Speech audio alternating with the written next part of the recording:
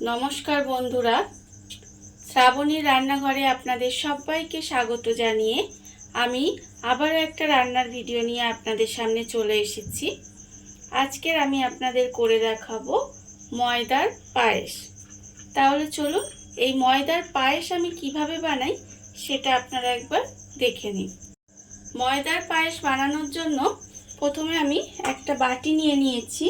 এবার আমি এর মধ্যে নিয়ে নেব ময়দা।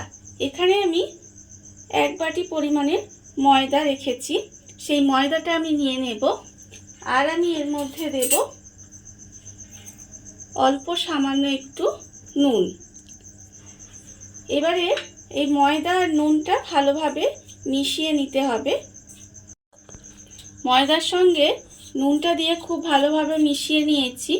এইবারে আমি এর মধ্যে দেব জল। এখানে আমার নর্মাল টেম্পারেচারের জল আছে।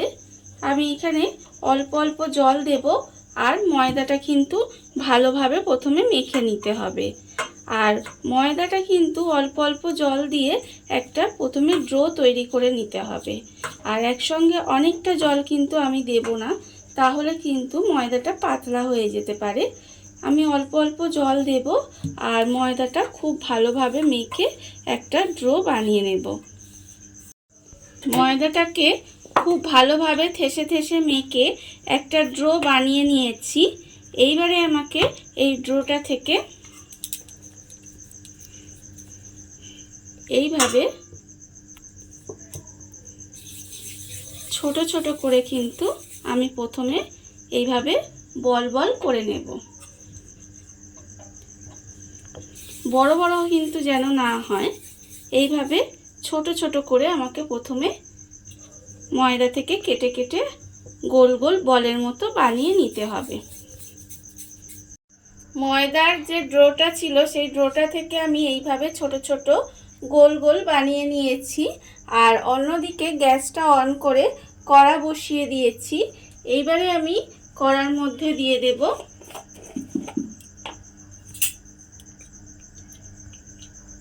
হাফ চামচ মতো ঘি।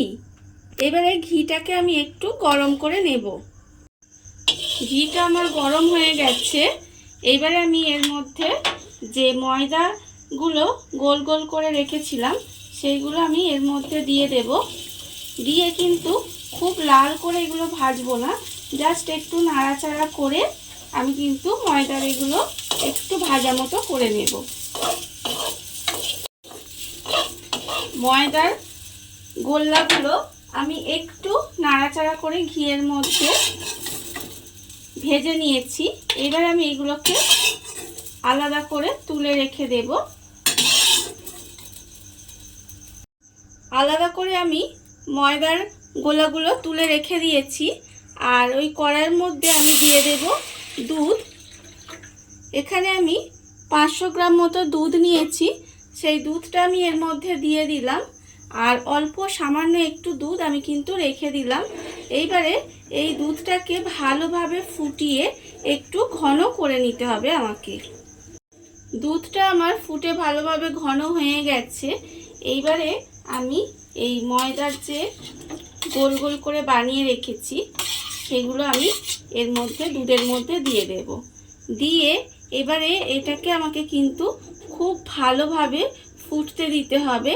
ফুটিয়ে আমাকে কিন্তু প্রায় মিনিট 10 ধরে একটু রান্না করে নিতে হবে। ময়দার গোলাগুলো দুধের মধ্যে দিয়ে প্রায় 10 থেকে 15 মিনিট মতো এইভাবে গ্যাসটা কমিয়ে দিয়ে ভালোভাবে রান্না হতে দিয়েছি।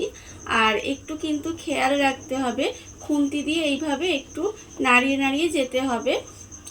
আর এইভাবে আমি রান্না করে নিয়েছি। এবারে আমি এর মধ্যে দিয়ে দেব চিনি। এখানে প্রায় ছোট বাটির হাফ বাটি পরিমাণে চিনি আমি এর মধ্যে দিয়ে দেব। আপনারা কতটা মিষ্টি খাবেন সেটা বুঝে কিন্তু চিনিটা দেবেন। এবারে চিনিটা দিয়ে আমাকে খুব ভালোভাবে কিন্তু এটা মিশিয়ে নিতে হবে। চিনিটা আমি খুব ভালোভাবে মিশিয়ে নিয়েছি।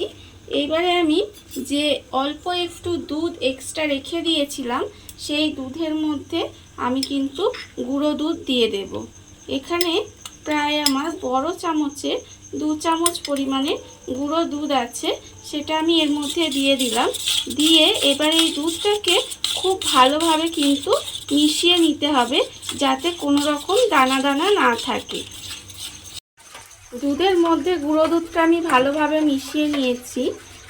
এইবারে আমি এই দুধটা কিন্তু এর মধ্যে আমি সবটা ঢেলে দেব। দিয়ে এবারে ভালোভাবে কিন্তু এটা মিশিয়ে নিতে হবে। গুঁড়ো দুধটা দিয়ে ভালোভাবে মিশিয়ে নিয়েছি। এইবারে আমি এর মধ্যে দেব ছোট এলাচ। এখানে আমি 4টে ছোট এলাচ রেখে দিয়েছি। সেই ছোট এলাচটাকে আমি একটু ফাটিয়ে এর মধ্যে দিয়ে দেব। ছোট এলাচগুলো ফাটিয়ে আমি এর মধ্যে দিয়ে দিলাম। আমার রান্নাটা প্রায় হয়েই এসেছে। এইবারে আমি এর মধ্যে দিয়ে দেব ওপর থেকে অল্প একটু কিশমিশ, আর আমি দিয়ে দেব অল্প 2-4টে কাজু ছড়িয়ে দিয়ে এইবারে কিন্তু আমি গ্যাসটা অফ করে কিছুক্ষণ রেখে দিলেই কিন্তু আমার ময়দার পায়েস রেডি হয়ে যাবে। দেখুন বন্ধুরা, কত অল্প উপকরণে কত অল্প সময় কত সুন্দর একটা ময়দার পায়েস তৈরি হয়ে গেছে। আর এই পায়েসটা কিন্তু ভীষণ ভালো খেতে হয়, আপনারা বাড়িতে বানাবেন। আর এই ভিডিওটা যদি আপনাদের ভালো লেগে থাকে তাহলে লাইক করবেন, কমেন্ট করবেন আর সাবস্ক্রাইব করবেন আমার চ্যানেলকে। আজ এই পর্যন্ত, নমস্কার।